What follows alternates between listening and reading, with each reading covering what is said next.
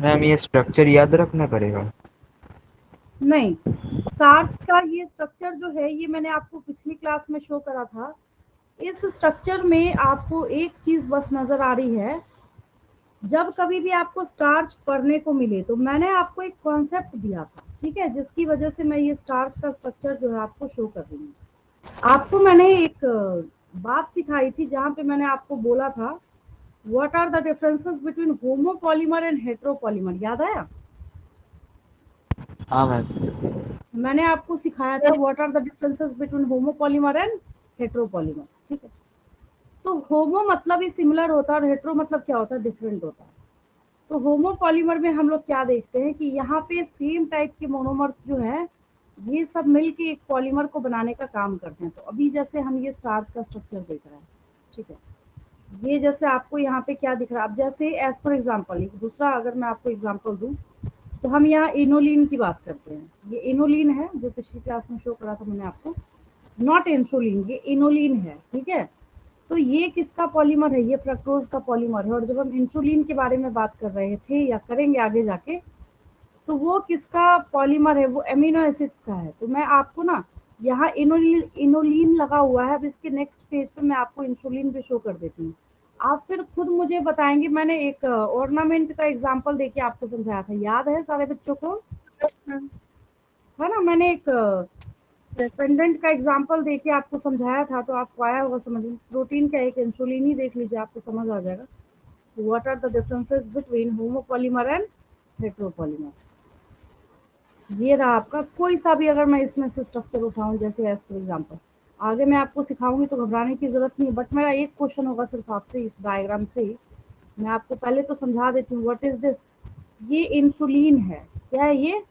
और यहाँ पे खैर ये ब्लर है नहीं दिख रहा, मैं आपको बता देती हूँ।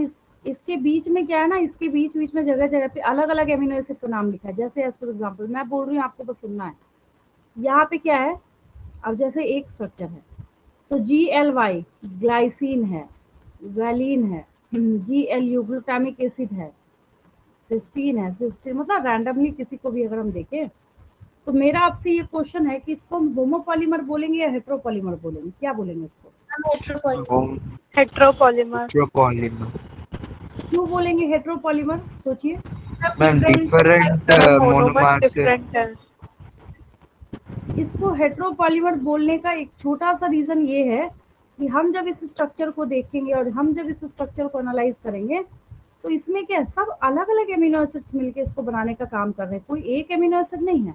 लेकिन अगर हम इस स्ट्रक्चर को देखते हैं तो यहाँ पे क्या है, या फिर मैम अगर हम सिर्फ ये तो फ्रक्टोज प्रेजेंट। हाँ, सिर्फ फ्रक्टोज से मिलके बना हुआ है। या फिर अब अभी जो स्टार्च के बारे में हम डिस्कशन कर रहे थे, या अगर आप इस स्टार्च के स्ट्रक्चर को देखेंगे तो यहाँ पे सारे के सारे सिर्फ और मैम सिर्फ ग्लूकोज ग्लूकोज। जो है इनका एग्रीगेट्स है, इनको छोड़ के और भी कुछ आपको नजर नहीं आएगा यहाँ पे, ठीक है।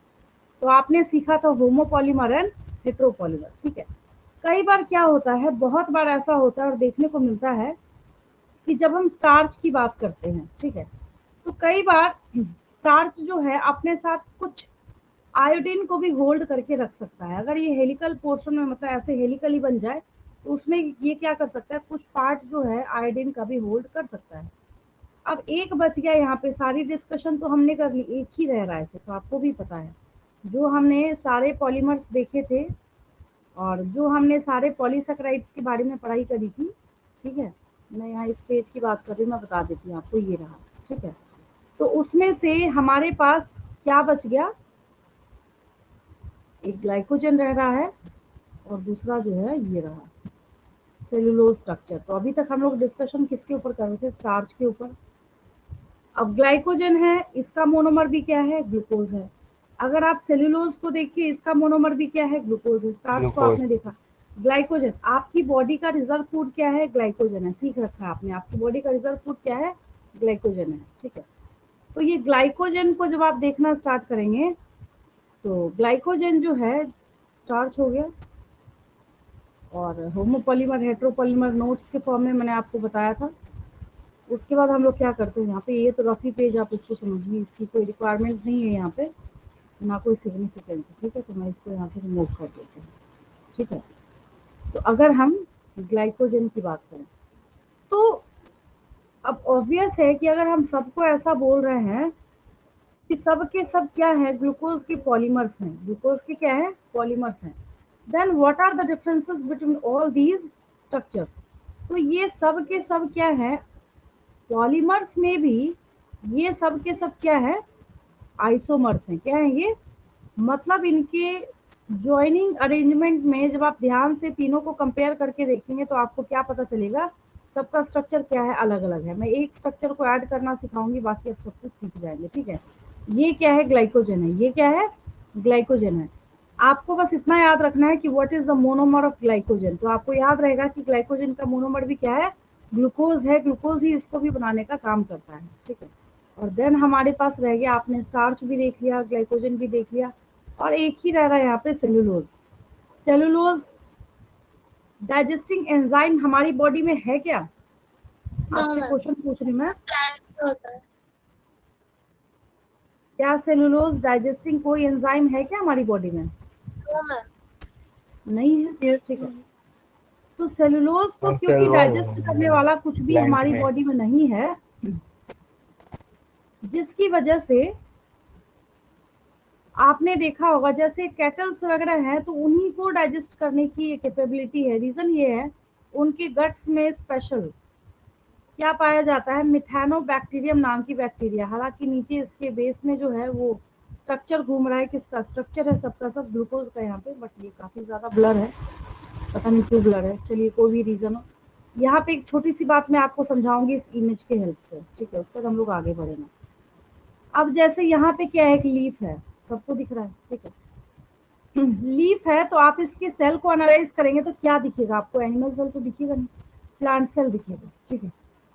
अगर मैं आपसे प्लांट सेल क्वेश्चन में पूछूं, सेल वॉल होता है मैम, इसमें जो सेलुलोज का। व्हाइट पोर्शन है ये क्या है, कोई बच्चा बोलेगा, what is the white portion in these cells. इन सारे मैम सेल्स में जो वैक्यूल। व्हाइट कलर का आपको पोर्शन दिख रहा है वो क्या है, मैम वैक्यूल्स। बताइए। हाँ वैक्यूल है, क्या है, वैक्यूल है। अब अगर आपके दिमाग में ऐसा आए कि हम ऐसा सोचते हैं न्यूक्लियस है, नहीं। प्लांट सेल्स में खासियत ये है कि इसमें सेंट्रल न्यूक्लियस नहीं होता। प्लांट सेल्स में वैक्यूल ने उसको पुश करके साइड में कर दिया होता है, ठीक है। तो जिसकी वजह से यहाँ पे क्या है, ये वैक्यूल्स हैं हाँ मैम, नॉट। बड़ा वाला वैक्यूल होता है मैम। हाँ ये बड़ा जो है, more than 90% area of plant cells is occupied by, कौन ऑक्यूपाई करने का काम करेगा, वैक्यूल्स जो है इनको ऑक्यूपाई करने का काम करेंगे।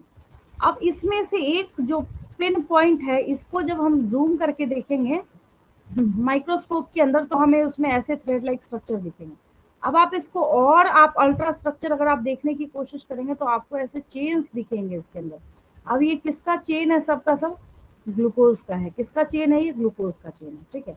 तो आपको एक छोटी सी बात याद रखनी है, चाहे आप स्टार्च की बात करें, चाहे आप ग्लाइकोजन की बात करें, या फिर सेलुलोज की बात करें, सबके सब मोनोमर क्या कैरी कर रहे हैं यहाँ पे, ग्लूकोज। आपको बस इतना याद रखना है कि सबका मोनोमर क्या है, ग्लूकोज। सिर्फ एक इनोलिन मैंने आपको सिखाया है, जब इनोलिन की हम लोग बात करते हैं तो इनोलिन का मोनोमर क्या है यहाँ पे, फ्रक्टोज है, ठीक है।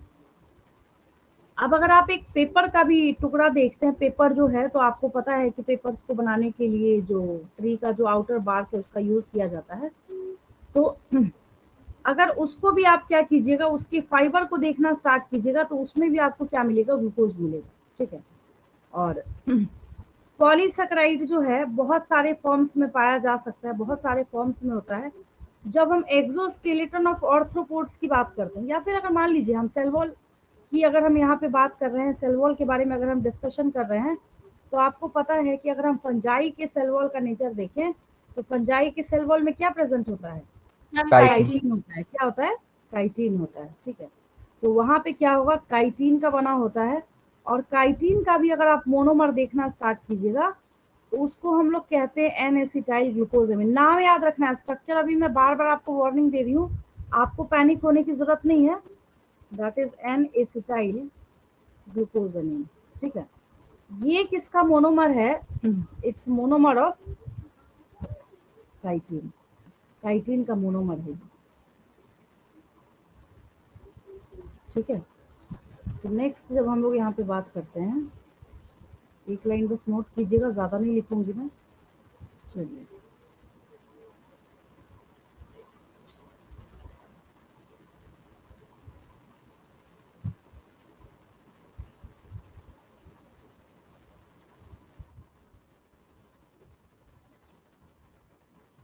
काइटिन के बारे में जब जिक्र करते हैं आपका सुना हुआ, ऐसा नहीं कि कोई नया वर्ड है, नया टर्म है जो आपने सुना नहीं है, ठीक है। चाहे हम बात करें एक्सोस्केलेटन मतलब समझते हैं, एक्सोस्केलेटन का मतलब समझते हैं?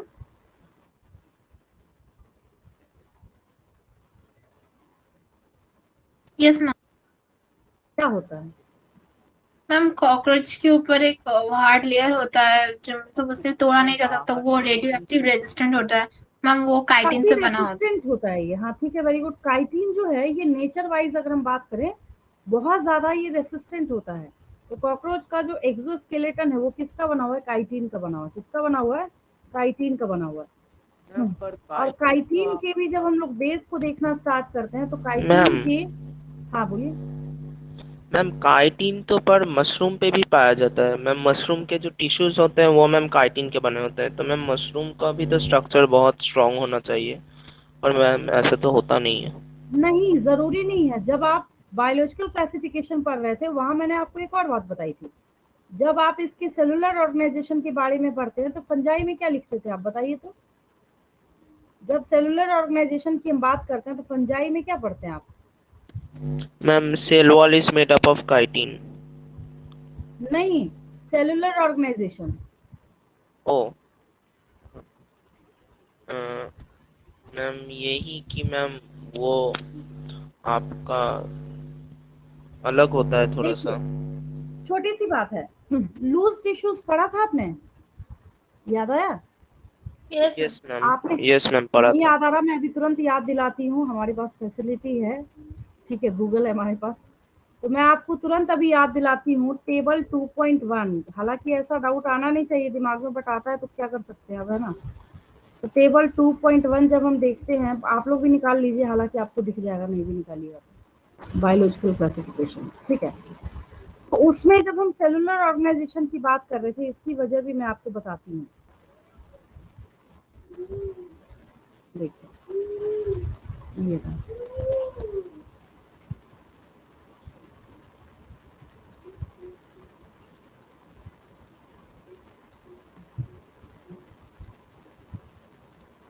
चलिए जो मैम बच्चे नए हैं आप लूज बताइए। टिश्यू और मल्टी सेलुलर।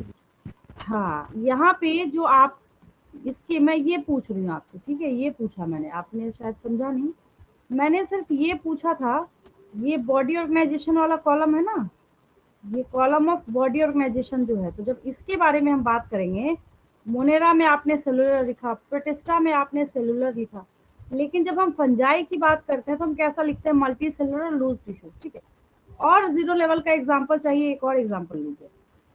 ब्रेड के ऊपर देखा ना फंगस लगा हुआ, आपने देखा है? यस हाँ सबने मैम देखा ब्रेड होगा। मोल्ड। हाँ, सबने देखा होगा, ब्रेड मोल्ड सबने देखा होगा। हार्ड होता है क्या? नहीं। नो तो मैम सॉरी। यहाँ पे, नहीं हाँ, मैम। रेसिस्टेंट और हार्ड होने में फर्क है, दोनों में क्या है फर्क है? रेसिस्टेंट होने का ये मतलब है कि उसके ऊपर आंधी, पानी, तूफान, किसी भी चीज का कोई असर नहीं होगा, ठीक है। तो हम लोग उसको क्या बोल देते हैं? अब आगे जाके मैं आपको पॉलिन ग्रेन पढ़ाऊंगी, जब प्लांट किंगडम में बहुत ज्यादा डिटेलिंग करना स्टार्ट करेंगे, तो मैं जब आपको एंजियोस्पर्म्स के अंदर, और जब आप उसका पॉलिनेशन वगैरह पढ़ेंगे तो मैं आपको बताऊंगी कि कैसे पॉलिन ग्रेन से ही पॉलिन ट्यूब फॉर्म होता है। सारी चीजें हम लोग वहाँ पे सीखेंगे, ठीक है। तो यही बात मैं आपको यहाँ पे बोल रही हूँ, वहां पे भी हम पढ़ेंगे कि उसका जो आउटर लेयर है वो काफी ज्यादा रेसिस्टेंट होता है। रेसिस्टेंट होने का ये मतलब नहीं है कि अब बिल्कुल आप एक ईट और सीमेंट की तरह आप लगा के ले जाके किसी चीज को पैक कर देंगे या वैसा ही स्टेप फॉर हार्ड बना देंगे, ठीक है। दोनों में फर्क है। हम सिर्फ यहाँ पे रेसिस्टेंट बोल रहे हैं। क्या बोल रहे हैं? रेसिस्टेंट बोल रहे हैं, कुछ भी हो जाए बट ये क्या करेगा? खुद को इजिली सर्वाइव करा सकता है, ठीक है। और यहाँ पे क्योंकि अब ऑर्गन्स तो बन नहीं रहे हैं, हमने तो यहाँ पे लिखा ही नहीं, ना मैंने आज तक किसी बच्चे को बताया, ना आप कभी किसी टीचर से सुनेंगे कि फंजाई जो है वो ऑर्गन लेवल ऑफ ऑर्गेनाइजेशन को शो करता है। टिश्यू भी घबराते घबराते, डरते डरते लिखते हैं लूज टिश्यू। क्या लिखते हैं? लूज टिश्यूज लिखते हैं। काफी सॉफ्ट होता है, आप जैसे ही एक हाथ मारेंगे बस तुरंत टूट जाता है वो, है ना, बहुत ज्यादा सॉफ्ट मैम होता है। ऑर्गन तो स्टार्ट ही होता है मैम प्लांट से। हाँ, वही बात कह रही हूँ मैं, ठीक है। चलिए ये हो गया, जरूरत थी तो लेके आए हम, बाकी वैसे कुछ तो है नहीं। तो यहाँ पे हम पढ़ाई किस चीज के बारे में कर रहे हैं? क्योंकि पॉलीसेकेराइड्स के बारे में तो वही मैं आपको यहाँ पे बोल रही हूँ कि कई बार क्या होता है, किसी चीज को मजबूती देने के लिए, मतलब उसको बहुत ज्यादा स्ट्रांग बनाने के लिए पॉलीसैकेराइड्स के साथ साथ कई बार कुछ दूसरे चीजों की भी जरूरत होती है। जरूरी हो सकता है कि पॉलीसैकेराइड्स के साथ कुछ थोड़ा सा क्या हो जाए, एमिनो एसिड जाके वहां पे मिक्स हो जाए। ऐसा भी हो सकता है, जो भी मैंने आपको बोला एन एसिटाइल ग्लूकोजामिन। अब ये जो है जब उसका हार्ड एक्सोस्केलेटन बनेगा, तो ऐसा थोड़ी है कि उसमें शुगर का बिल्कुल कंटेंट नहीं होगा, होगा, ठीक है। लेकिन जो ये एन एसिटाइल ग्लूकोजामीन है, इसको माना जाता है कि ये क्या है, मोनोमर है काइटिन का। कल को अगर आपसे कोई पूछता है कि what is the monomer of, यहाँ पे देखिए ना स्ट्रक्चर एक है, इसको हम लोग मैम लगाते हैं यहाँ पे। वो नेम एक बार लिख दीजिए। फिर से बोलिए, वॉइस बहुत कम आ रही है, कभी अच्छी आती है कभी बहुत कम आती है मैम आवाज। काइटिन का मोनोमर का नेम एक बार लिख दीजिए।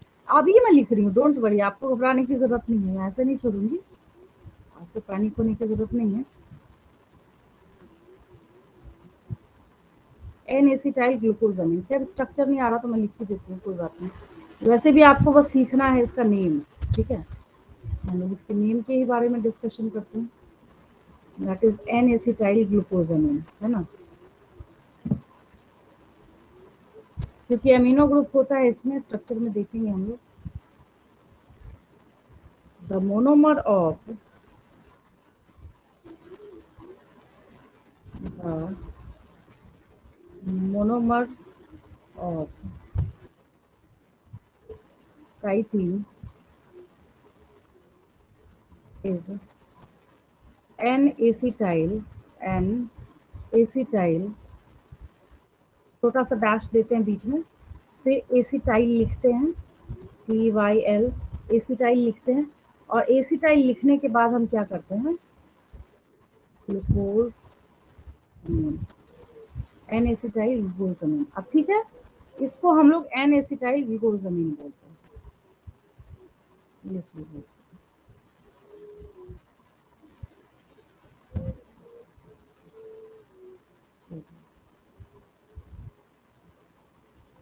तो पॉलीसैकेराइड्स जो हैं कई बार, अब उसमें भी आपको दिखेगा कि शुगर के साथ साइड में थोड़ा सा क्या लगा हुआ वहाँ पे, एमिनो ग्रुप जो है वो अटैच है। पानी मेरा बटन, कोई बात नहीं, चलिए।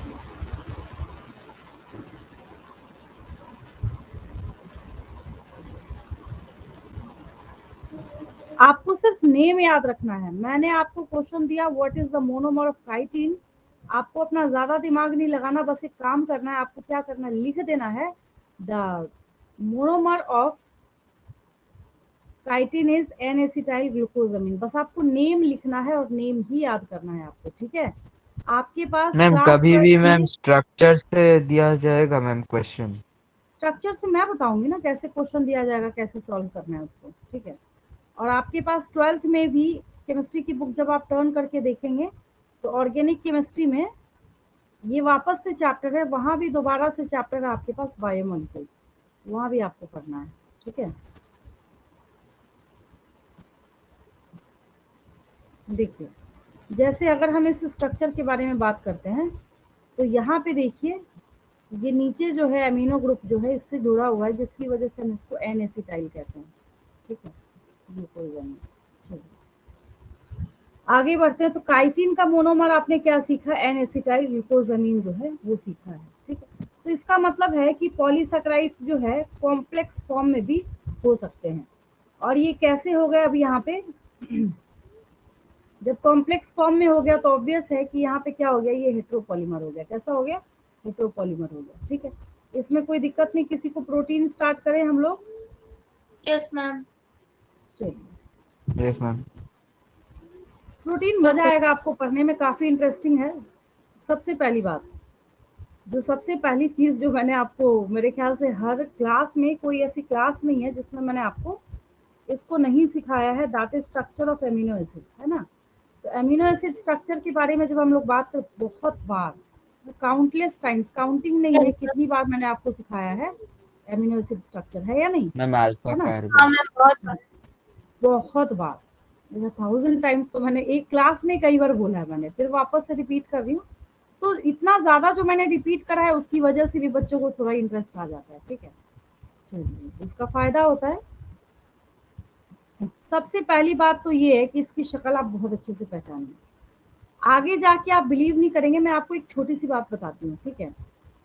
आप जब इवोल्यूशन चैप्टर पढ़ेंगे तो मैं आपको तुरंत रिकॉल कराती हूँ, आपने 10th क्लास में एक मिलर्स एक्सपेरिमेंट पढ़ा था, याद है आपको? किसी बच्चे को याद है? नहीं मैम याद है, 10th मैं क्लास तुरंत में याद दिलाती हूँ, इवोल्यूशन देखिए। का हाँ मैम एक बार सिलेबस हाँ पूरे से था ही नहीं। हाँ, मिलर्स एक्सपेरिमेंट में कुछ नहीं है। मिलर एक छोटी सी, मतलब ऐसे बेसिक मैं आपको समराइज्ड फॉर्म में अगर मैं बताऊं, तो मिलर साहब ने क्या किया था, उन्होंने मीथेन लिया था, अमोनिया लिया था, वाटर वेपर लिया था, हाइड्रोजन गैस लिया था। इन सब को एक क्लोज्ड फ्लास्क के अंदर एक्सपेरिमेंट करा के छोड़ दिया 1 सप्ताह तक। मतलब कहीं बुक में 5 डेज लिखा है, कहीं 6 डेज लिखा है, कहीं 7 डेज लिखा है, जो भी है, बिना डिस्टर्ब किए हुए 800 डिग्री सेंटीग्रेड टेम्परेचर देके उसके अंदर स्पार्कलिंग करा के फिर उसको क्या किया था, 1 सप्ताह के लिए छोड़ दिया था। जब इन्होंने उसको वैसे ही रिमेनिंग छोड़ दिया तो फिर क्या हुआ, इनको पता है क्या मिला था? आपसे नीट के एग्जाम में क्वेश्चन पूछा जाएगा, mention the product of the experiment of Miller, तो आपको एमिनो एसिड को टिक करना है। तो चौंकाने वाली बात ये है कि ये जो एमिनो एसिड है, ये मिलर साहब की एक्सपेरिमेंट का भी प्रोडक्ट है, प्रोटीन का भी मोनोमर है, और 20 टाइप के जो सारे के सारे एमिनो एसिड है वो आप इसके बिना बना भी नहीं सकते हैं, सबसे बड़ी बात है।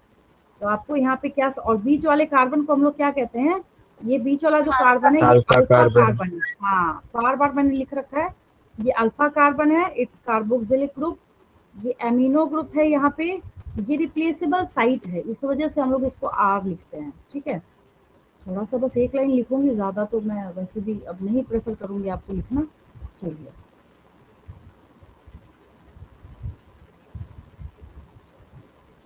प्रोटीन की बात कर रहे हैं हम लोग।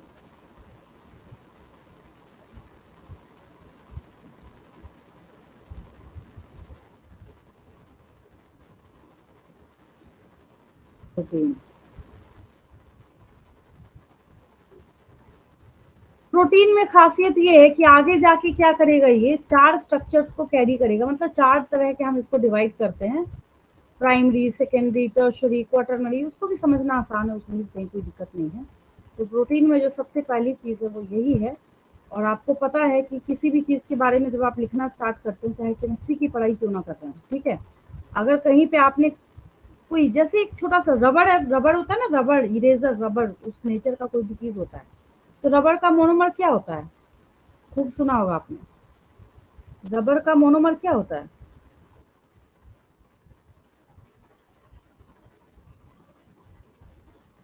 आइसोप्रीन होता है। क्या होता है? आइसोप्रीन होता है। रबर का मोनोमर क्या होता है? आइसोप्रीन होता है। Protein is a chain of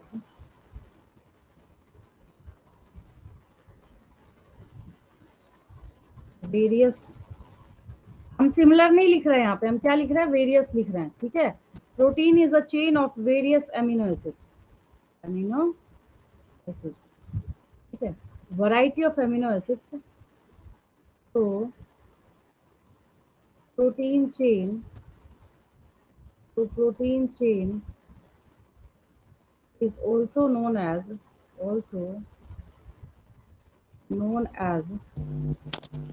ma'am उधर पे वो आर क्यों है? रिप्लेसेबल साइट है। मैं अभी तुरंत दिखाती हूँ आपको। 20 टाइप्स मैम की जो अल्काइल अमीनो एसिड ग्रुप। है ना, वो सब इसी का ही इस्तेमाल करके हम बनाएंगे। सबसे अच्छी बात है अमीनो एसिड में, जो सबसे अच्छी बात है वो यही है कि ये जो चीजें हैं यहाँ पे, चाहे अमीनो ग्रुप हो, चाहे हम यहाँ पे अल्फा कार्बन की बात करें, चाहे हम यहाँ पे कार्बोक्सिलिक एसिड की बात करें, कहीं कुछ बदलेगा ही नहीं। सर सिर्फ मैम हमें क्या बदलना है? रिप्लेसेबल आर साइट बदलना है। को मैम मतलब हम कार्बन के चेन में भी डाल सकते हैं। मैम अल्काइल नहीं ग्रुप समझ है रही, ना, रिसेप्टेबल साइट। नहीं समझ रही क्या बोल रहे हैं आप? Ma'am replaceable site alkyl group है ना।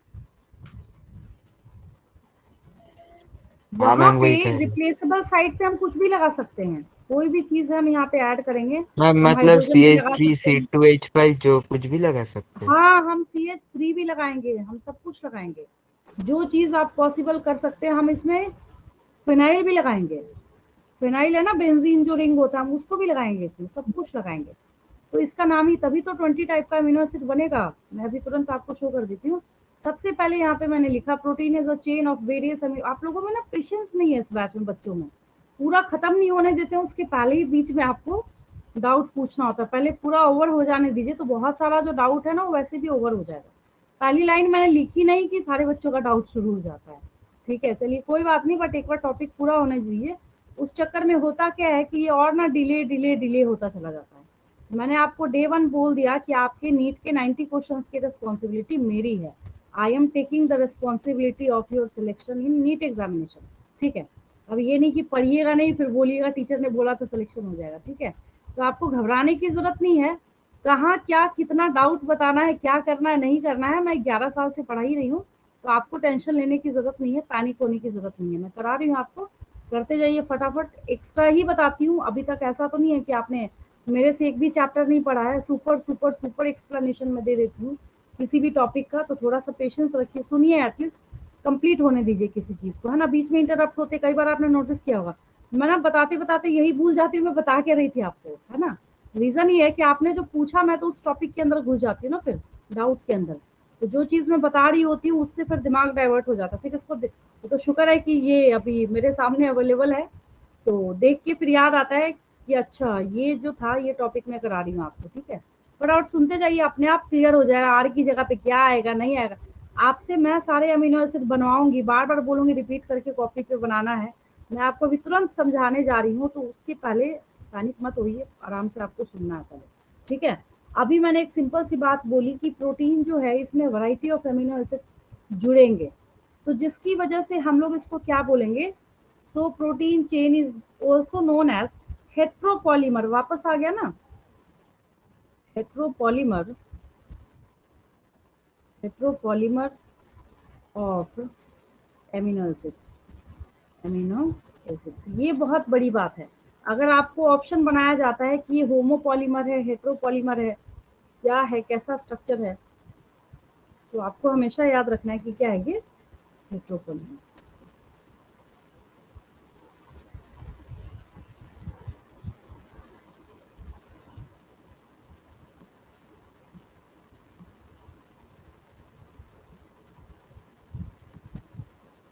चलिए फटाफट आपको जो दिख रहा है इसमें,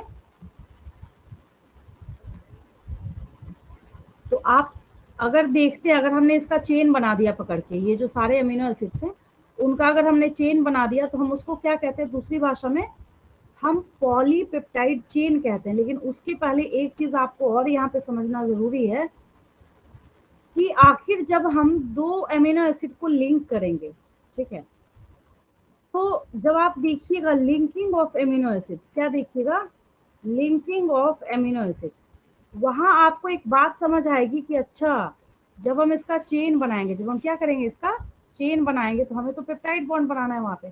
तो पेप्टाइड बॉन्ड बनेगा कैसे उसको समझिए। अब देखिए, अच्छी बात यहाँ पे ये है कि उनको अमीनो एसिड का स्ट्रक्चर याद नहीं है, उसको उतनी बार लिखेंगे जब तक वो याद ना हो जाए। याद करने का एक ही ट्रिकी है, ये सब ऑर्गेनिक केमिस्ट्री के अंदर आता है। भले ही आप यहाँ पे क्या पढ़ रहे हैं, बायो में पढ़ रहे हैं, लेकिन 12th में ऑर्गेनिक केमिस्ट्री में बायो मॉलिक्यूल्स में है, तो ऑर्गेनिक केमिस्ट्री का हमेशा एक रूल याद रखिएगा। मेरी तरफ से एक ही टिप है आपको, आपको खुद भी जाके फ्यूचर में फील होगा, आप उसको जितनी बार लिखेंगे उतना आपको याद होगा, ठीक है। चलिए खैर कोई बात नहीं, अभी इधर देखिए, फटाफट समझिए। इससे पहले आपका कोई दूसरा डाउट निकले इसके अंदर से, उससे पहले आपको बिल्कुल पिन पॉइंट कंसंट्रेशन के साथ इसको समझना है, ठीक है। अब एक चीज देखिए, NH2 NH2, एनी डाउट, यहाँ भी NH2 है, यहाँ भी NH2 है, ठीक है। अल्फा कार्बन है, अल्फा कार्बन है। अब एक एमिनो एसिड है, इसका भी क्या है, अल्फा कार्बन है, और फिर क्या है यहाँ पे, ये हो गया आपका कार्बोक्सिलिक एसिड, ठीक है। इधर ये भी क्या हो गया आपका कार्बोक्सिलिक एसिड हो गया, ठीक है। अब अगर मैं आपसे पूछूं कि यहाँ पे किन दो एमिनो एसिड्स को जोड़ा जा रहा है, ऐड किया जा रहा है, तो याद रखिए इस एमिनो एसिड का नाम पता है क्या है, ग्लाइसिन है। क्या है, ग्लाइसिन है। जो आपका डाउट था ना वो अब क्लियर होगा कैसे।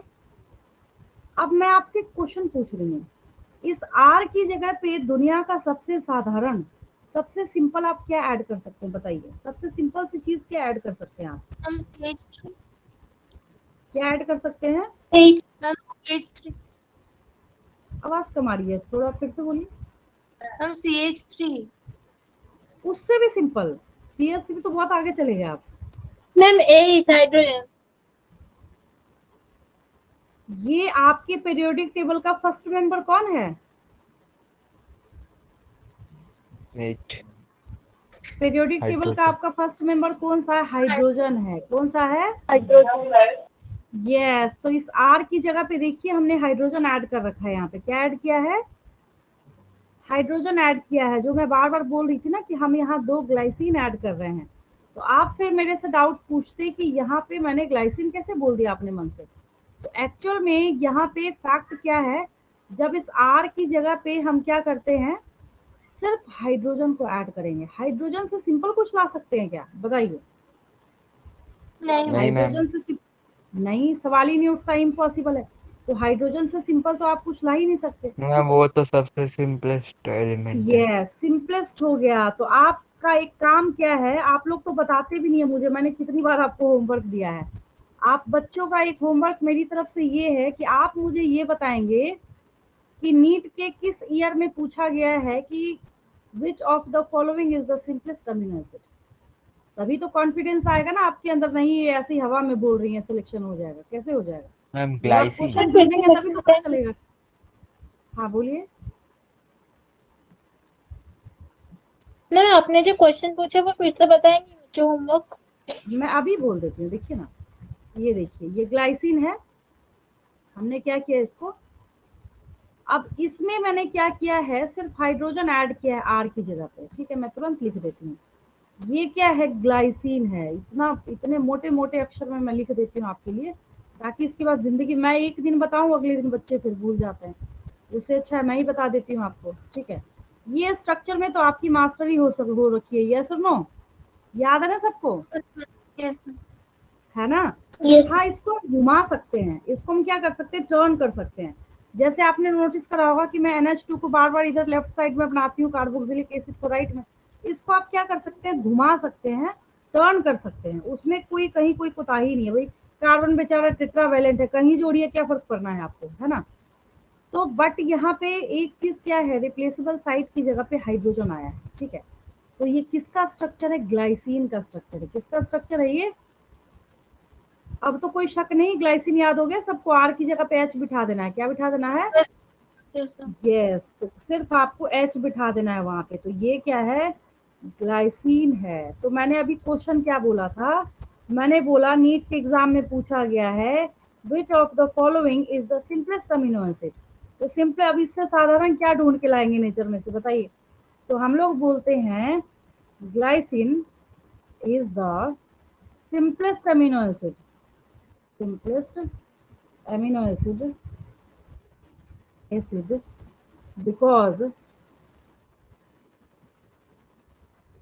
because it contains only hydrogen.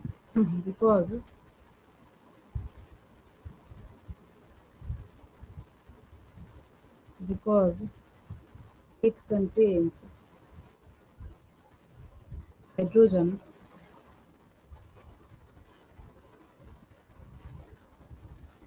at its replaceable site, at its replaceable site। अब आया समझ में, यस और नो? आया समझ में? हाँ, आर की जगह हमने सिर्फ क्या लगाया है, यहाँ पे एच लगाया है। ठीक है, आर की जगह हमने क्या किया, यहाँ पे एच लगा दिया। ठीक है, ये तो खैर हो ही गया। तो आपने क्या सीखा कि ये उसकी वजह से क्या बन गया, सिंपलेस्ट अमीनो एसिड बन गया, है ना? ये खासियत है। और ये पूछा गया है, तो मेरी तरफ से एक होमवर्क क्या है आपको, मैं देखूंगी कौन सा बच्चा बताता है, मुझे हो सकता है कोई नहीं बताए। तो देखिएगा एक बार ध्यान से, मेरा ये क्वेश्चन है कि आप ढूंढ मैम के मतलब सर्च कर। रिप्लेसेबल साइट के ऊपर अमीनो एसिड का नाम डिपेंड करता है। हाँ बिल्कुल, रिप्लेसेबल साइट पे तरह तरह का सामान बदलते जाइए और इसका जो है रूपरेखा सब बदलता जाएगा, है ना?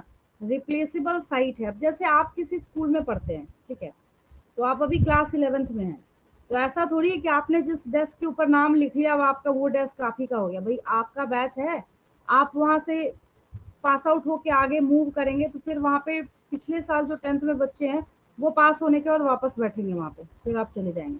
फिर वो जो बच्चे हैं फिर वो पास होके आगे जाएंगे, फिर वहाँ पे दूसरे बैच के मतलब प्रीवियस अर्लियर बैच के बच्चे आएंगे, ठीक है। तो वो जो आपका जो वेकेंट क्लासरूम है तो उस क्लासरूम में बच्चे वहाँ पे क्या हो रहे हैं, बदल रहे हैं, चेंज हो रहे हैं, ठीक है।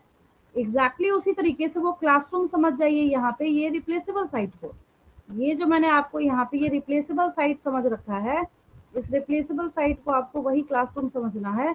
और यहाँ पे आप जैसे जैसे इसका जगह बदलते जाएंगे वैसे वैसे आपके अमीनो एसिड का क्या होगा, नाम जो है वो बदलता जाएगा। तो जिसके बेसिस पे हमने क्या सीखा, glycine is the simplest amino acid. दूसरी बात मैं आपको क्या सिखा रही हूँ, linking of to amino acid, linking of to amino acid, बहुत ध्यान से समझिए। जो अभी अचानक से अगर मैं ऐसा करूँ, ये स्ट्रक्चर में बना के रख दूँ आपके सामने, जैसे आप आज ग्लूकोज और गैलेक्टोज का लिंकिंग पूछ रहे थे, तो एग्जैक्टली उसी तरीके से फिर से आपके दिमाग में डाउट आएगा कि भाई हमने तो सीखा था कार्बोक्सिलिक एसिड, तो कार्बोक्सिलिक एसिड का OH किधर गया। फिर आप बोलेंगे अच्छा इधर तो हमने NH2 पढ़ा था, तो NH2 का एक H कहाँ भाग गया, है ना, डाउट आएगा ना आपके दिमाग में। तो अब देखिए यहाँ पे फैक्ट ये है हाँ कि ये एक स्ट्रक्चर है अमीनो एसिड का, ये दूसरा स्ट्रक्चर है अमीनो एसिड का। दोनों कौन से अमीनो एसिड हैं, अमीनो एसिड का नाम ग्लाइसिन। ग्लाइसिन। अब तो शक नहीं किसी को, अब तो क्रिस्टल क्लियर है बिल्कुल। दोनों कौन से अमीनो एसिड है, ग्लाइसिन है, दोनों क्या है, ग्लाइसिन है, ठीक है। अब ये जो ग्लाइसिन है तो ग्लाइसिन में आपको यहाँ पे दिख रहा है कि इसका OH यानी लेफ्ट साइड, जब हम एक चेन बनाते हैं, बहुत अच्छी अच्छी लाइन अभी मैं लिखूंगी और जिसके लिए आपके पास कंसंट्रेशन होना बहुत जरूरी है। अगर मैं इसको पकड़ के 100 अमीनो एसिड का भी चेन बना दूं, सपोज कीजिए मैं क्या कर रही हूँ, 100 अमीनो एसिड का चेन बना रही हूँ, तो आप मेरे क्वेश्चन का आंसर दीजिए। उस 100 अमीनो एसिड के चेन में भी क्या होगा, अमीनो ग्रुप जो है वो लेफ्ट साइड ऑक्यूपाई करेगा या नहीं करेगा, ये सुनो। यस और जो बिल्कुल राइट साइड में है वहां पे कार्बोक्सिलिक एसिड जो है वो कार्बोक्सिलिक ग्रुप है। यस, आपका जो राइट हैंड साइड है वो कौन हो जाएगा, कार्बोक्सिलिक एसिड हो जाएगा। आपका जो लेफ्ट हैंड साइड है वो कौन हो जाएगा, एमिनो ग्रुप हो जाएगा, ठीक है। और ये लेफ्ट राइट और ये सब कुछ ना नेचर में जो केमिकल्स अवेलेबल होते हैं वहां पे फॉलो नहीं होता, लेकिन तो हम यहाँ पे मैम पढ़ाई इस मिडिल तरीके वाले से करते हैं। एलिमेंट में चेंजेस आएगा। क्या बोल रहे हैं, मैम मिडिल वाले एलिमेंट्स में चेंजेस आएगा, मतलब वो नहीं। नहीं, जहाँ पे सिर्फ लिंकिंग होगा, जहाँ पे ये क्या होगा, लिंकिंग जुड़ेगा, हाँ मैम सिर्फ वही बोल रहे हैं। बॉन्ड बनने के लिए स्प्लिटिंग ऑफ वाटर होगा। तो यहाँ से हमने क्या किया, मैं वही तो बता रही हूँ आपको, यहाँ से हमने क्या किया इस स्ट्रक्चर में, ये देखिए H2O यहाँ से हमने हवा में उड़ा दिया, H2O गया नहीं, मतलब कहाँ गया, गया। जब यहाँ पे पेप्टाइड बॉन्ड का, अगर मैं आपसे क्वेश्चन पूछूं कि अगर आप पेप्टाइड बॉन्ड को फॉर्म कर रहे हैं तो कौन सा मॉलिक्यूल वहां से स्प्लिट होके बाहर जाएगा, तो किसको आंसर करेंगे आप, क्या लिखेंगे, H2O वाटर। यस हमेशा ही वो H2O लिखिएगा वाटर वहां को से। रिमूव कर देना है, पेप्टाइड हाँ, बॉन्ड। यहाँ से वाटर रिमूव, यानी splitting of water is responsible for formation formation of peptide bond. तो अब इन दोनों के बीच में क्या है, ये देखिए बॉन्ड बना है कार्बोक्सिलिक एसिड के कार्बन और एमिनो ग्रुप के नाइट्रोजन। बहुत ध्यान से समझना है, अभी जो छोटी सी बात आपको दिख रही है आगे जाके नीट के क्वेश्चंस बनेंगे, ठीक है। यानी फर्स्ट एमिनो एसिड में लेफ्ट साइड में जो एमिनो एसिड बैठा हुआ है उसके कार्बोक्सिलिक ग्रुप का कार्बन, और राइट साइड में जो अमीनो एसिड बैठा हुआ है उसके अमीनो ग्रुप का नाइट्रोजन, दोनों जुड़ के आपस में क्या करेंगे, यहाँ पे बॉन्ड बनाते हैं। कौन सा बॉन्ड बनाते हैं, पेप्टाइड बॉन्ड बनाते हैं। कौन सा बॉन्ड बनाते हैं, पेप्टाइड बॉन्ड बनाते हैं। ये लिंकिंग के बाद यहाँ पे पेप्टाइड बॉन्ड को फॉर्म करता है, ठीक है।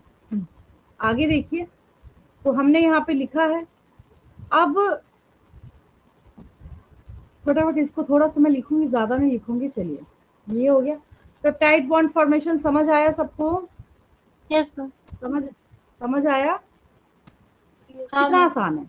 एक एमिनो एसिड को हमने दूसरे एमिनो एसिड से जोड़ा, कार्बोक्सिलिक एसिड के साइड से OH और एमिनो एसिड के साइड से, मतलब एमिनो ग्रुप के साइड से H एक रिलीज हुआ, तो दोनों को जब आप जोड़िएगा तो H2O बनेगा।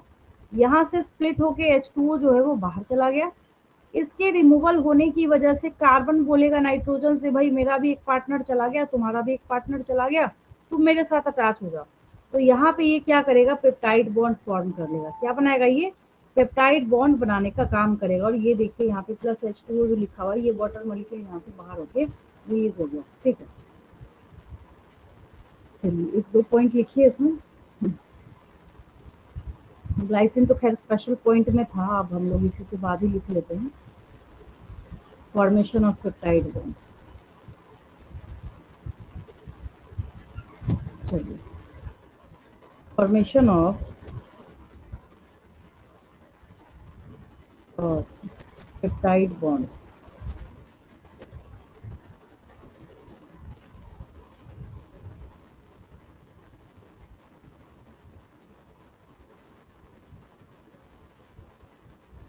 इसमें लिखिए peptide bond is responsible for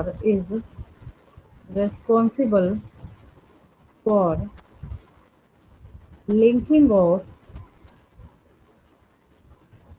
2017 में नीट के एग्जामिनेशन में केमिस्ट्री का क्वेश्चन था ये। विच bond is responsible for linking of amino acid. समझ आया आपको? कितना आसान लग रहा है अभी समझने के बाद, है ना? इतनी बार Yes. Peptide bond peptide bond peptide bond सुन रहे हैं तो याद तो हो ही गया होगा, है ना? तो ये 2017 में नॉट बायोलॉजी, केमिस्ट्री का ये क्वेश्चन था। ठीक है, peptide bond is responsible for linking of amino acid.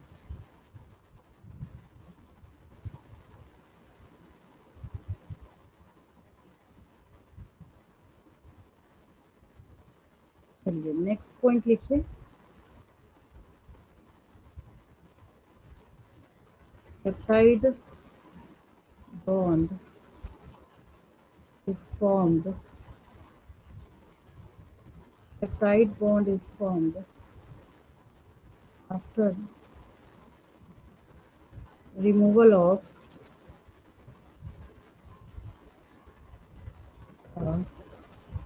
water molecule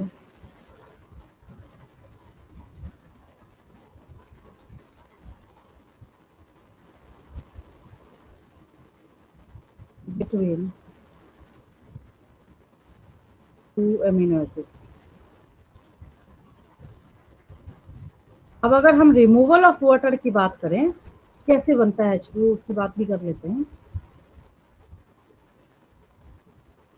H2O is formed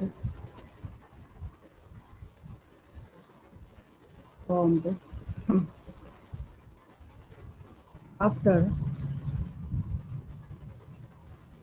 joining of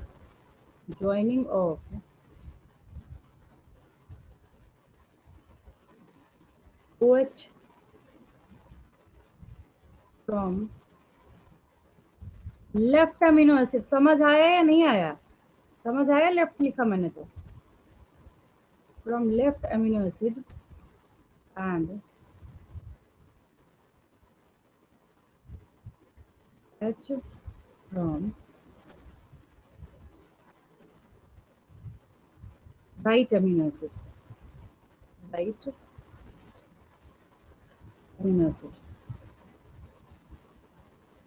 water कैसे बन रहा है? After joining of OH from left amino acid and H from right amino acid. दोनों को जब आप जोड़िएगा तो क्या बनेगा? आपका H2O बनेगा। ठीक है, then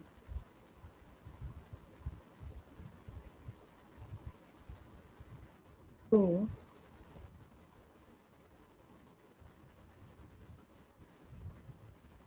chain of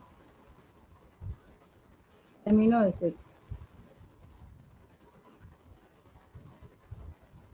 is also known as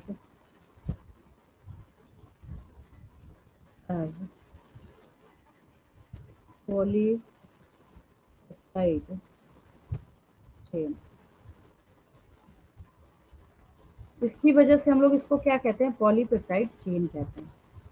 ठीक ना? अब हम लोग पॉलीपेप्टाइड चेन करके लिखेंगे इसको। तो सीख ही गए आप कि किसको कहते हैं पॉलीपेप्टाइड चेन। तो in a polypeptide chain, in a polypeptide chain,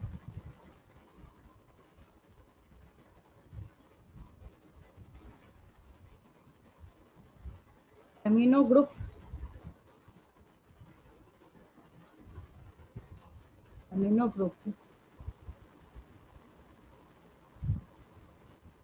occupies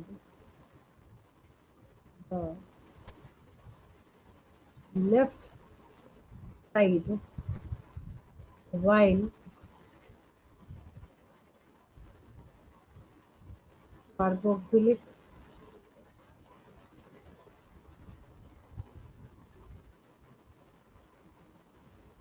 acid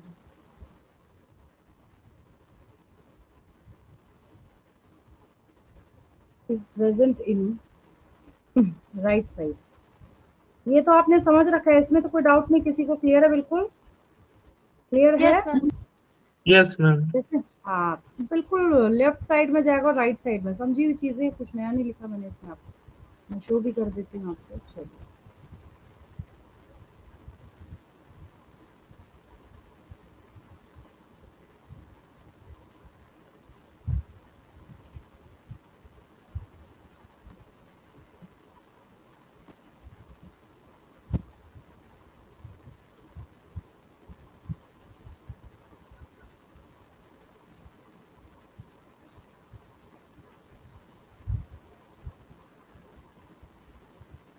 चलिए एक देख लीजिए, पॉलीपेप्टाइड चेन आपको क्लियर हो जाएगा।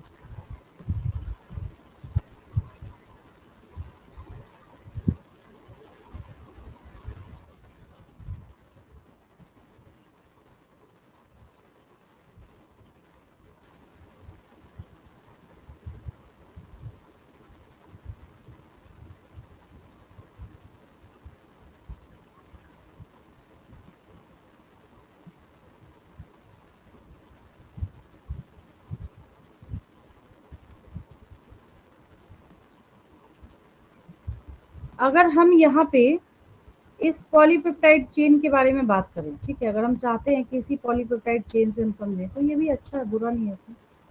देखिए यहाँ पे क्या है, आपको पता है कि लेफ्ट साइड में यहाँ पे क्या नजर आ रहा है आपको? एमिनो एसिड नजर आ रहा है, ठीक है। तो जिस साइड में क्योंकि एमिनो एसिड यहाँ पे प्रेजेंट है, तो एमिनो एसिड के प्रेजेंट होने की वजह से इसको हम लोग एमिनो टर्मिनस भी कहते हैं, ठीक है। और राइट साइड में, टॉप राइट साइड में, यहाँ पे क्योंकि कार्बोक्सिलिक एसिड का ग्रुप अवेलेबल है, तो इसकी वजह से हम लोग इसको कार्बोक्सी टर्मिनस भी कहते हैं। क्या कहते हैं?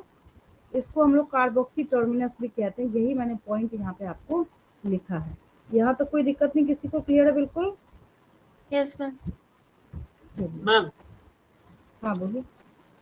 मैम बोलो, एमाइनो एंड कार्बोक्सी टर्मिनस मतलब? टर्मिनस मतलब नहीं समझे? जो छोर होता है, एंड होता है ना, तो हम लोग उसको टर्मिनल कहते हैं ना। टर्मिनल, टर्मिनल मतलब अच्छा समझते मैंने हैं? पहले सिर्फ, मुझे ये अच्छा मैंने मैम टर्मिनल पॉइंट। हाँ, उससे टर्मिनस बन गया है। जैसे कैसे मुंबई में स्टेशन है, तो हम लोग उसको कहते हैं छत्रपति शिवाजी टर्मिनस कहते हैं, टर्मिनस ही कहते हैं, उसका नाम ही टर्मिनस है, टर्मिनल नहीं बोलते हम उसको। तो वही उसी सेंस में यहाँ पे भी टर्मिनस आ रहा है, ठीक है। तो यहाँ पे हम ऐसा भी बोल सकते हैं कि लेफ्ट साइड में यहाँ पे क्या है? N terminal. अब आपके एनसीईआरटी के हिसाब से अगर हम बात करें, तो लेफ्ट साइड में क्या है? लेफ्ट साइड को हम क्या बोलते हैं यहाँ पे? एन टर्मिनल कहते हैं। और इधर जो आपके पास बैठा हुआ है, तो वो क्या है? सी टर्मिनल है। वो क्या है? सी टर्मिनल मतलब छोर होता है। इस छोर पे क्या प्रेजेंट है? तो नाइट्रोजन प्रेजेंट है, तो हम इसको एन टर्मिनल कहते हैं। इस छोर पे क्या प्रेजेंट है? तो कार्बोक्सिलिक एसिड प्रेजेंट है, तो हम इसको सी टर्मिनल कहते हैं। हम क्या कहते हैं इसको? सी टर्मिनल कहते हैं, ठीक है।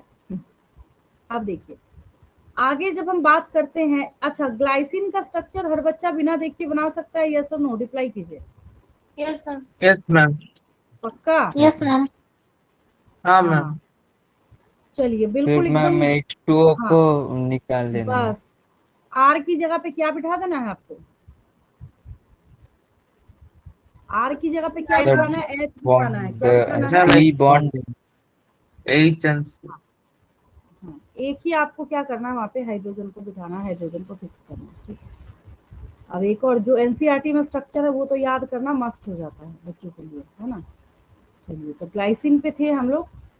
अब अगर हम H के पोजीशन पे, जहाँ पे हमने हाइड्रोजन बिठाया था, R वाले पोजीशन के बारे में हम लोग बात कर रहे हैं, ठीक है।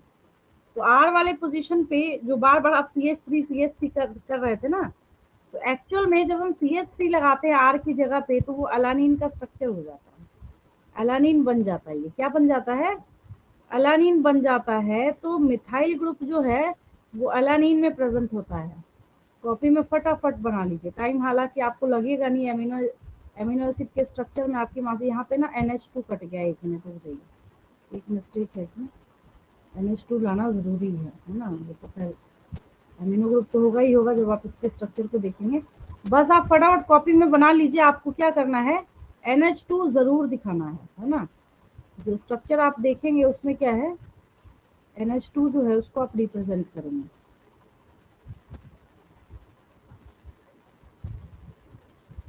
एलानिन का स्ट्रक्चर होगा।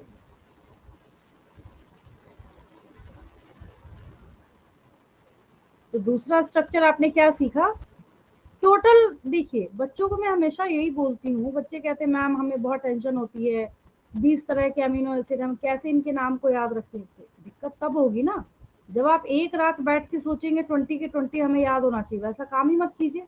आज की क्लास में मैंने आपको ग्लाइसिन सिखाया, आपको याद हो गया। फिर मैं आपको एलानिन सिखा रही हूँ, इसको याद कर लीजिए। एलानिन में मैंने आपको बोला इसमें CH3 लगा होता है, इसमें कहीं कोई दिक्कत किसी को? एलानिन में क्या यहाँ पे कंबाइंड नो है, मैम। CH3 लगा हुआ है।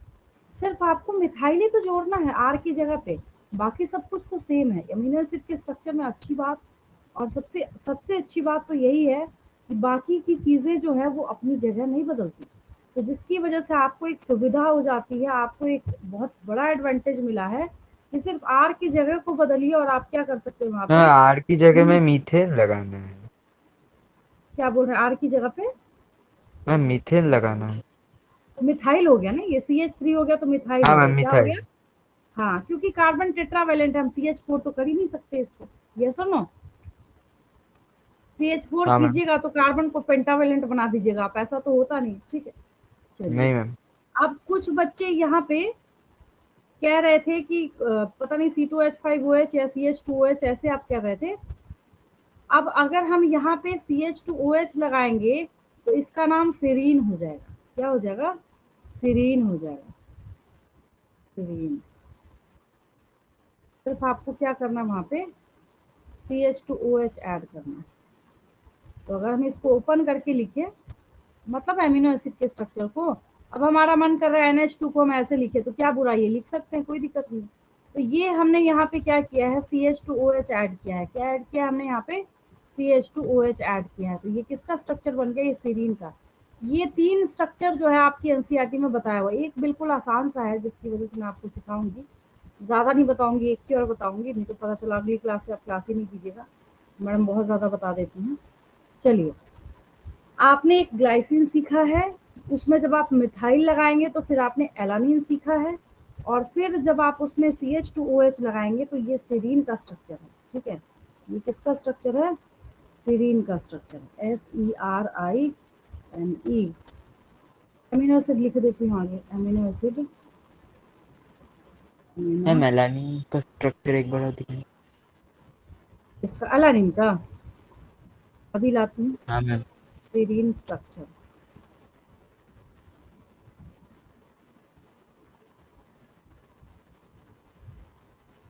ये रहा सेरीन, हो गया आपका, ये रहा आपका अलानीन। अब यही अलानीन रहने दीजिए और मैं आपको एक बहुत इंटरेस्टिंग बात बताती हूँ, ठीक है। आगे जाके 12th में जब मैं आपको तुरंत ला मैम रही हूँ, 1 मिनट। सेरीन में मैम CH2OH लगाना है। हाँ, बस CH2OH लगाइए, नाम बदल जाएगा अमीनो एसिड का। नाम और काम दोनों बदल जाएगा, काम भी बदलेगा। अमीनो एसिड का नाम बदलेगा तो उसका काम भी बदल जाएगा, जो हम लोग आगे सीखेंगे, ठीक है। अब यहाँ पे मैंने अलानीन लगा रखा है, तो अब मैं आपको ना एक फिनाइल अलानीन सिखा दूंगी एक्स्ट्रा, बस एक ही सिखाऊंगी, फिनाइल अलानीन स्ट्रक्चर, ठीक है। क्योंकि आगे जाके 12th में जब आपको मैं मेटाबॉलिज्म पढ़ाना स्टार्ट करूंगी और बहुत सारे डिसऑर्डर्स पढ़ाना स्टार्ट करूंगी, वहाँ पे आपको अमीनो एसिड आएगा फिनाइल अलानीन, पहले ही आ जाएगा। जो एक कोडोन चार्ट में क्या कौन सा अमीनो एसिड बनता है उसके पहले ही आ जाएगा।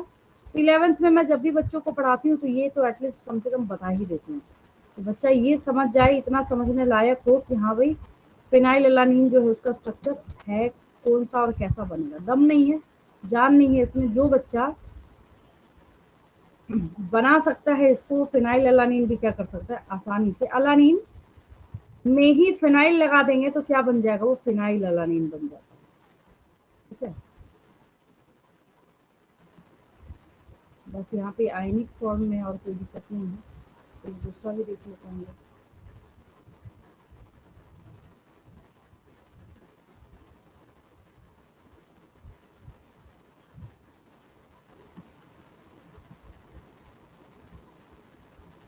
चलिए, कितनी अच्छी बात है, एक अलानीन है और एलानीन के साथ यहाँ पे इसका रिश्तेदार भी है, दैट इज फिनाइलएलानिन। ठीक है, अब आप ना दोनों को ध्यान से देखिए, इसको देखिए एक बार इसको देखिए, और मुझे आप अपनी एनालिसिस बताइए क्या नजर आ रहा है आपको। मैम CH3 की जगह CH2 है वहां पर। देखिए, ये मत याद रखिए कि CH3 की जगह CH2 हो रहा है, ये नहीं याद रखना है। अब मैं आपको एक बात बताती हूँ, अगर ये जो मिथाइल ग्रुप है यहाँ पे, आपको सबको पता है कि कार्बन जो है टेट्रावेलेंट सर है, राइट। कार्बन तो 4 बॉन्ड बना चुका है सर, हाँ, क्योंकि तो यहाँ पे दोनों एक बॉन्ड तो उधर एक चला गया, एक क्लोज्ड मतलब बेंजीन में चला गया, और एक हाँ अल्फा हाँ, कार्बन के तो साथ चला एक चीज गया। देखिए, एक तो आप सर बॉन्ड इधर लेके वो जाइएगा। तो CH2 ही होने वाला है, हाँ, एक दोनों इधर। H2 के साथ कंबाइन तो किया। अगर आप इसमें कोई एक्स्ट्रा चीज जोड़ना चाहते हैं तो ये बेचारा ऑटोमेटिकली CH2 हो जाएगा। इतनी केमिस्ट्री तो सबको आती है, सुनो, यस। है ना। मैम और तो कुछ दो आपको जोड़ सिर्फ, देंगे तो मैम CH होने वाला है। हाँ, तो बस आपको इतना याद रखना है कि इसके नेक्स्ट साइड पे हम लोगों को क्या करना है, जहाँ पे CH3 मिथाइल था ना, तो अब ये बेचारा अलानीन का स्ट्रक्चर तो ऐसे भी है, और हम पढ़ रहे हैं यहाँ पे फिनाइल अलानीन। क्या पढ़ रहे हैं, फिनाइल अलानीन। तो इसका मतलब है अलानीन में फिनाइल जोड़ दीजिए।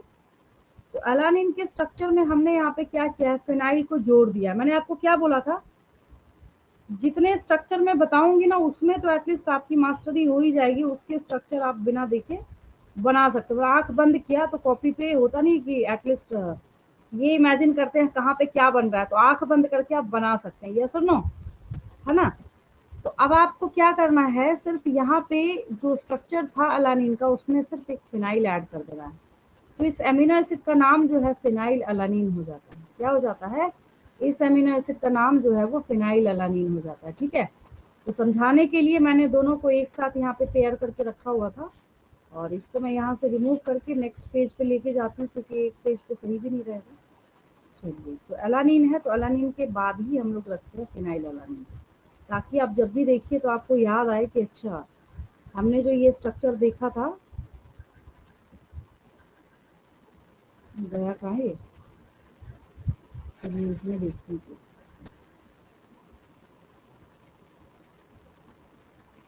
अच्छा, हैंग कर रहा है थोड़ा सा, वेट कीजिए।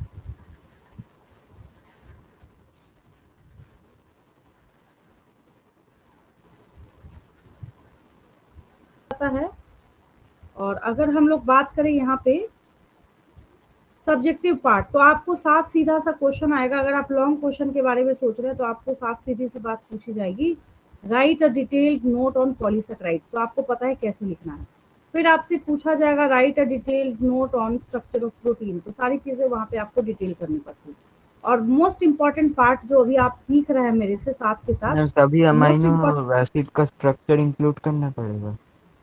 फिर से बोलिए। मैम सभी अमाइनो एसिड का स्ट्रक्चर इंक्लूड करना पड़ेगा। बिल्कुल आएगा, अगर मतलब टीचर के मूड पे, अगर टीचर चाहे तो आपसे पूछ सकते हैं वहाँ पे, है ना। तो ये और मैम आपका क्या है, ग्लाइकोसाइडिक बॉन्ड और मैम पेप्टाइड बॉन्ड और मैम न्यूक्लियोटाइड न्यूक्लियोसाइड, वो भी क्या मैम आएगा? तो मैंने अभी आपको पढ़ाया कहाँ, मैं बोल तो रही हूँ। आगे जब हम न्यूक्लिक एसिड देखेंगे उसके सारे बॉन्ड फॉर्मेशन के बारे में देखेंगे। टीचर का मूड है, वो जहाँ से चाहे आपसे क्वेश्चन क्वेश्चन पूछ सकते हैं, समझे। ऐसा कुछ नहीं कि कोई एक चीज फिक्स्ड है। मेरा फेवरेट पार्ट है न्यूक्लिक एसिड। मैं पेपर बनाती हूँ तो मैं न्यूक्लिक एसिड से ज्यादा क्वेश्चन पूछती हूँ। हो सकता है कि जो टीचर आपका पेपर सेट कर रहे हो उनका फेवरेट क्या हो सकता है कार्बोहाइड्रेट्स हो, तो कार्बोहाइड्रेट से ज्यादा क्वेश्चन देंगे, तो मूड होता है टीचर का। ऐसा कुछ नहीं है कि ओके सिर्फ मैम। कहीं लिखा हुआ इसी से ज्यादा क्वेश्चन आएगा, क्योंकि मार्किंग स्कीम में चैप्टर के मार्क्स जाते हैं, टॉपिक नहीं लिखा होता किसी टॉपिक से आपको पूछना है या नहीं, है ना। Yes ma'am. हाँ, स्ट्रक्चर ऑफ ये हो गया आपका।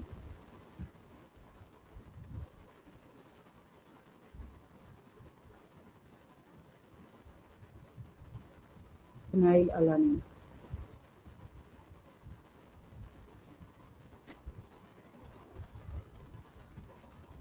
चलिए इसका स्ट्रक्चर आपने बना लिया, ठीक है। और एक सृजनी का डाउट है, उसके ऊपर हम लोग डिस्कशन कर लेते हैं, ठीक है। और नेक्स्ट टाइम से अगर किसी बच्चे को कोई डाउट पूछना होगा तो थोड़ा ना उसको व्हाट्सएप में ही जब आप भेजते हैं तो टाइप करके भेज दिया करेंगे। थोड़ा सा मुझे पढ़ने में दिक्कत आ रही थी, बट मुझे जो समझ आ रहा है मैं बोल रही हूँ, आपको समझा रही हूँ, देखिए।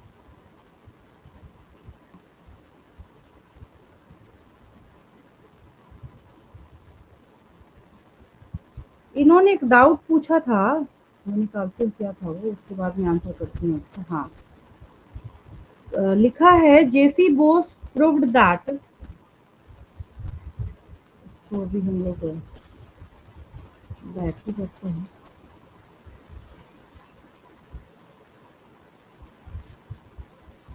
चलिए, सृजनी का डाउट है, J C Bose proved that metals too have feelings with the help of Coherer, as different emotions have different frequencies. Thus he proved metals have both feelings and memory. Does that mean metals are living? Does that mean cellular organization is not defining property of being living? ठीक है, यहाँ पे ये experiment की बात आ रही है। किसकी बात आ रही है? ये एक्सपेरिमेंट की बात आ रही है, मतलब जगदीश चंद्र बोस ये जो थे यहाँ पे, इन्होंने एक एक्सपेरिमेंट किया था, ठीक है। एक्सपेरिमेंट में इन्होंने क्या किया था, जिन बच्चों को समझ में नहीं आया मैं वापस से समझा रही हूँ आपको, ठीक है। समझ नहीं आएगा फिर से पूछ लीजिएगा, पहले तो क्वेश्चन ही बोल रही हूँ मैं। तो इन्होंने क्या किया था, कोहेरर के हेल्प से। अब ये क्या होता है, जैसे कहीं पे आपने कॉपर नेल लिया है, बहुत सारे आपने कॉपर नेल्स लिए हैं, ठीक है। तो कोहेरर का मतलब ये है कि उन सारे नेल्स को क्या करेगा, एक फ्लो में लेके जाने का काम करेगा, ठीक है। as different emotions have different frequencies, ठीक है। आपके जितने भी इमोशंस होते हैं, जैसे मान लीजिए कि आप बैठे हैं, आपके पास बहुत पॉजिटिव थॉट आ रहा है आपके दिमाग में, ठीक है। तो आपके ब्रेन में अगर कोई पॉजिटिव थॉट आ रहा है तो उस टाइम जो फ्रीक्वेंसीज आपके ब्रेन से निकल रही होती है वो काफ़ी स्ट्रांग होती हैं, और उसका जो इफेक्ट है वो आपके ब्रेन के ऊपर कैसा होता है, पॉजिटिव होता है, ठीक है। Thus he proved metals have both feelings and memory. तो इन्होंने ऐसा बोला कि मेटल्स के पास क्या है, फीलिंग भी है, मेमोरी भी है, ठीक है। तो यही यहाँ पे क्वेश्चन पूछा जा रहा है, does that mean metals are living? Does that mean cellular organisation is not defining property of being living? तो यहाँ मैं आपको एक बात बता दूं, हमारी बॉडी में पूरे बाहर की, जैसे बच्चा जब आता है 11th क्लास में, आप फिजिक्स में पहला चैप्टर पढ़ रहे होंगे, तो फिजिकल वर्ल्ड पढ़ रहे हैं ना। हर बच्चा फिजिक्स में पहला चैप्टर क्या पढ़ता है, तो फिजिकल वर्ल्ड पढ़ता है, जहाँ पे उसको वो सारी चीजें जो है वो समझाई जाती है। पहली चीज तो ये कि हमारी बॉडी में आपको पूरी फिजिक्स और पूरी केमिस्ट्री देखने को मिलेगी, ठीक है। ये तो एक छोटा सा एक्सपेरिमेंट किया था इन्होंने। एक और एक्सपेरिमेंट मैं आपको बताती हूँ इसको समझाने के लिए। एक एक्सपेरिमेंट क्या हुआ था, आपको पता है कि जो टेस्ला है, टेस्ला साहब भी इन सब के ऊपर काम कर रहे थे। इसके बाद काफी लेट तक उन्होंने काम किया है। टेस्ला जो थे, एनर्जी, वाइब्रेशन, इन सब के ऊपर वर्क कर रहे थे, काम कर रहे थे। तो उन्होंने क्या किया कि अगर कोई इंसान बहुत ज्यादा खुश होता है तो खुश होने से उसमें जो वेव्स निकलते हैं, आगे जाके मैं आपको पढ़ाऊंगी, जो ब्रेन से जितने भी वाइब्रेशंस निकलते हैं, जो वेव्स निकलते हैं, तो उससे क्या किया उन्होंने, वाटर सरफेस लिया, और वाटर सरफेस के ऊपर उन्होंने क्या किया, उन वाइब्रेशंस को वहां ले जाके रिलीज कर दिया। रिलीज करने के बाद जब उसको आइस के फॉर्म में वहां पे क्या किया गया, छोड़ दिया गया ऐसे ही कि वो क्या हो जाए, जम जाए वहां पे, ठीक है, फ्रीज हो जाए, ठीक है। तब इन्होंने नोटिस करा कि उसका जो क्या है, एक जो शेप होता है ना, वो काफी बढ़िया शेप है, किसी फ्लावर का शेप या किसी वैसे चीज का शेप जो उसमें है वो अक्वायर किया हुआ है। अब अगर कोई पर्सन ऐसा है जिसकी कोई नेगेटिव फीलिंग है, काफी नेगेटिव थॉट है, वो गुस्से में है, बहुत ज्यादा नेगेटिव थॉट है, उसके वाइब्रेशंस को भी ले जाके वाटर सरफेस के ऊपर रिलीज कर दिया गया, उसको भी आइस फॉर्म में जमा के देखा गया फिर कि ये कैसा दिखता है। तो वो मतलब बिल्कुल कैसा था वो, हैपोजर्डली मैनर में, without any shape, without any proper symmetry, कोई सिमेट्री नहीं थी, कोई शेप नहीं था, कुछ भी नहीं था, ठीक है। एग्जैक्टली उसी तरीके से ये जो जेसी बोस साहब है ये एक्सपेरिमेंट कर रहे हैं किसके ऊपर, मेटल्स के ऊपर। अब ये चाहे कॉपर के ऊपर एक्सपेरिमेंट करे, चाहे ये आयरन के ऊपर एक्सपेरिमेंट करे, कोई भी जो एनालिस्ट है, रिसर्चर है, साइंटिस्ट है, अगर वो किसी चीज के ऊपर रिएक्शन कर रहे हैं तो फ्री है। आपकी बॉडी के अंदर जितनी चीजें अभी आज के डेट में जाके वही सारा तो डिस्प्यूट चल रहा है। जब मैं आपको चैप्टर द लिविंग वर्ल्ड पढ़ा रही थी, लिविंग वर्ल्ड चैप्टर में मैंने आपको बोला था कि पहले बचपन में हम लोग पढ़ते थे, कहते थे कि reproduction is referred as the defining feature of living organism. आपने भी पढ़ा है, सबने पढ़ा है, जो भी पढ़ता है हर किसी ने पढ़ा है। लेकिन 11th क्लास में आने के बाद उसको क्या किया जाता है, इसको डिस्कार्ड कर दिया जाता है, बोला जाता है अब हम नहीं मानेंगे। एग्जैक्टली उसी तरीके से यहाँ क्वेश्चन पूछा जा रहा है कि क्या सेलुलर ऑर्गेनाइजेशन जो है वो डिफाइनिंग प्रॉपर्टी नहीं होगा लिविंग ऑर्गेनिजम्स का? तो डिफाइनिंग प्रॉपर्टी बिल्कुल होगा। अब बाहर ये एक्सपेरिमेंट कर रहे हैं तो ये वाइब्रेशन हो, चाहे जो भी कोहेरर एक्सपेरिमेंट ये करने का काम कर रहे हैं, या ये जो एक्सपेरिमेंट परफॉर्म कर रहे हैं, तो उस एक्सपेरिमेंट के थ्रू उन सारे मेटल्स को ऐड करके, अब ऐसा नहीं है कि कॉपर का कोई बहुत बड़ा पार्ट या कॉपर का ये कोई बहुत बड़ा टुकड़ा बना देंगे, या ये बोले कि मैंने कॉपर का क्या किया, इतना बड़ा यहाँ पे रॉक पीस बना दिया, वैसा ये कुछ बना नहीं सकते। जैसी कैपेबिलिटी और क्षमता जो हमारे पास है किस चीज के बारे में, सेलुलर ऑर्गेनाइजेशन में। हमारे हाथ की एक उंगली कट गई है, एक फिंगर कट हो गया, ठीक है, कुछ टाइम के बाद उसकी हीलिंग हो जाती है, वो वहाँ पे फिल हो जाता है, ठीक है। अब ये आयरन नेल के ऊपर जो एक्सपेरिमेंट कर रहे थे उसमें से मैं क्या करूँ, कुछ आयरन नेल्स जो है, मतलब कॉपर जो है, कोहेरर एक्सपेरिमेंट जो कर रहे थे वहां से हम कुछ हटा दें, तो ऐसा तो नहीं कि वो अपने आप को वापस वहां पे ट्रांसफॉर्म कर नहीं लेगा या मैम। बना लेगा। हाँ, वाइब्रेशंस के फॉर्म में इन्होंने एक्सपेरिमेंट करा था। तो ये जो एक्सपेरिमेंट कर रहे थे उससे अच्छा एक्सपेरिमेंट मैंने आपको बता दिया है। ये जो एक्सपेरिमेंट ये परफॉर्म कर रहे थे इससे भी अच्छा अच्छा आपको जो है, जब आप टेस्ला साहब का सारा एक्सपेरिमेंट सुनेंगे तो आपको वहां पे सुनने को मिलेगा, समझने को आपको बात मिलेगी कि हमारा ब्रेन इतना पावरफुल है और इतने सारे वाइब्रेशंस हमारे दिमाग से निकलते हैं कि अगर आप पॉजिटिव वाइब्रेशंस बहुत ज्यादा हाई फ्रिक्वेंसी के साथ निकालना स्टार्ट कर दें, बहुत ज्यादा हाई, इतना ज्यादा वो हाई है, इतना ज्यादा वो क्या कर रहा है वहाँ पे, फोकस्ड वे में है कि यूनिवर्स मजबूर हो जाता है उसको आपको देने के लिए, जिसको हम लोग लॉ ऑफ अट्रैक्शन कहते हैं। सुना है ना सारे बच्चों ने, लॉ ऑफ अट्रैक्शन सुना है ना? Yes ma'am. यस और मैम। लगातार जब बहुत प्रोलॉन्ग टाइम तक जब इन्होंने इस्तेमाल किया ना, तो जो उसकी एक्टिविटी है वो क्या हो गई ना, कम हो गई, डिक्रीज हो गई। इन्होंने ऐसा भी बोला कि ये जो सारे मतलब यहाँ पे क्या है, कॉपर है, ये सब के सब क्या हो गए, टायर्ड हो गए, थक गए प्रोलॉन्ग टाइम तक करने की वजह से, इसको कुछ रेस्ट की जरूरत है, ठीक है।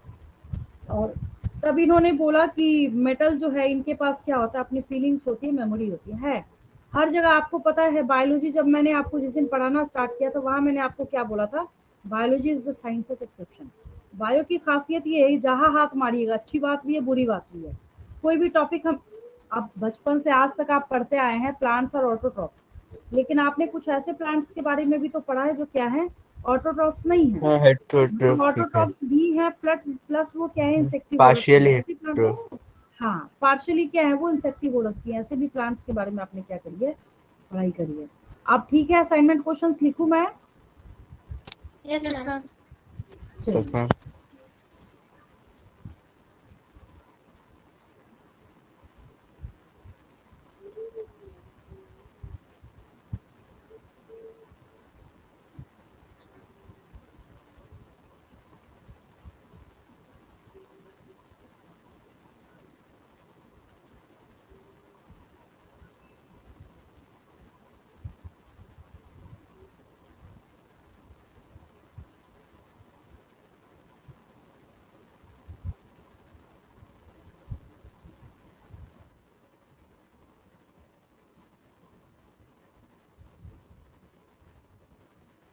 चलिए असाइनमेंट क्वेश्चंस में लिखिए।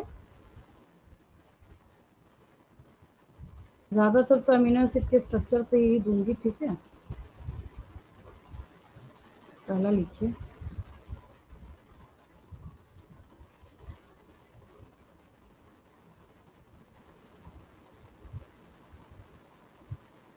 रिप्रेजेंट जनरल फॉर्मूला ऑफ, कई बार मैंने दे रखा है क्वेश्चन, बट ज़रूरी भी है, बहुत बार मैंने क्वेश्चन दिया है, मैं मानती हूँ बहुत बार मैंने दिया है।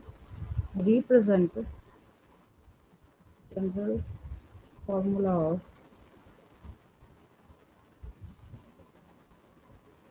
Amino,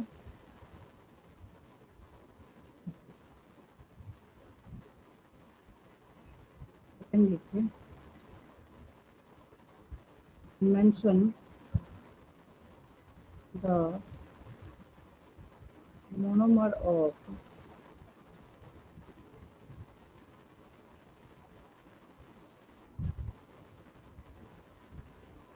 protein. पता ही क्या लिखेंगे आंसर, मोनोमर क्या हो गया इसका, एमिनो एसिड्स हो गया, ठीक है। आंसर भी लिख दूं साथ में या लिख लेंगे? चलिए आंसर तो कर ही लीजिएगा आप लोग। हाँ मैम, नेक्स्ट लिख लीजिए लिखिए, ma'am. which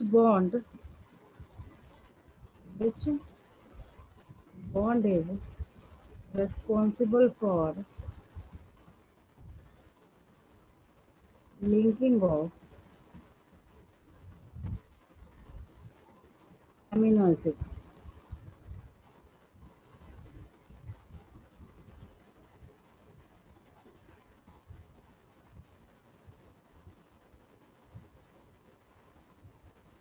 ma'am peptide bond. हाँ बिल्कुल, इसका आंसर क्या हो जाएगा, पेप्टाइड बॉन्ड हो जाएगा, है ना। Represent phenyl alanine,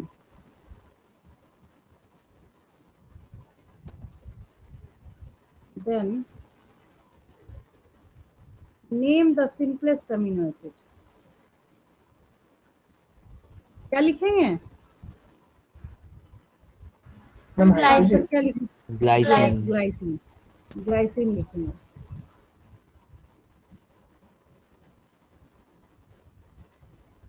next,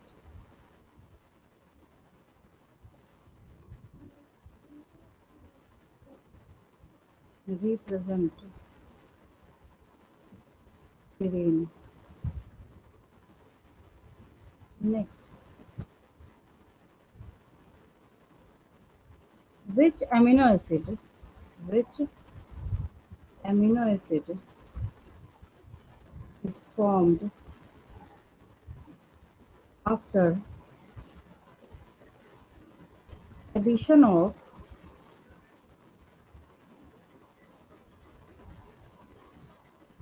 CH3 at replaceable site, at replaceable site of amino acid? अब क्या हो जाएगा? Ma'am aniline. हाँ ठीक है, अमीनो एसिड अलानिन हो जाएगा।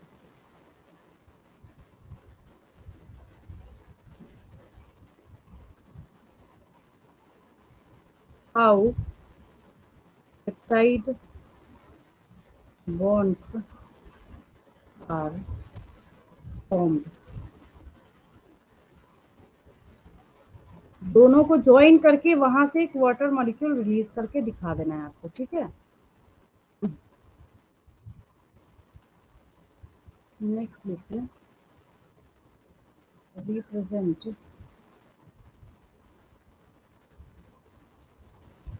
एक ही बच गया, बाकी सब तो मैंने आपको दे ही दिया है। अलानीन उल्टा करके भी पूछा हुआ मैंने। लास्ट क्वेश्चन लिख लीजिए,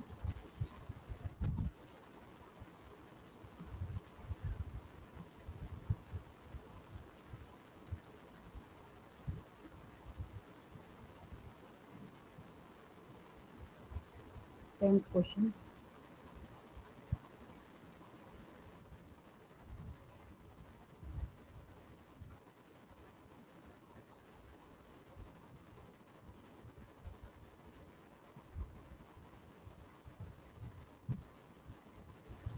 mention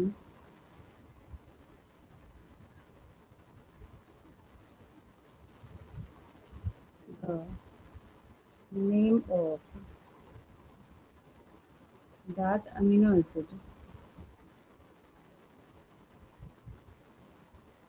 which is formed by linking of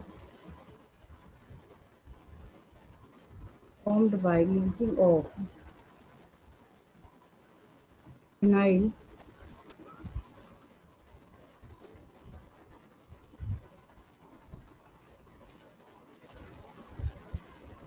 with, कितना आसान है ये, नहीं नाम इसमें पता चल गया, कुछ ज्यादा ही आसान दे दिया मैंने, कोई बात नहीं, चलिए एक आध होना चाहिए। फिनाइल विथ अलानिन क्या हो जाएगा, ये फिनाइल अलानिन हो जाएगा। हाँ, फिनाइल अलानिन होगा। चलिए ये रहे आपके क्वेश्चंस। कोई डाउट नहीं किसी को आज की क्लास में? ऐसा कुछ हो तो सेंड कर दिया कीजिए, जैसे भेजा था एक बच्चे ने, हम लोग डिस्कशन कर लेंगे उसके ऊपर, ठीक है? लीव करूँ मैं? Thank you ma'am. Yes. Thank you, ma'am. Bye, ma'am. Thank you ma'am, good night ma'am. Good night.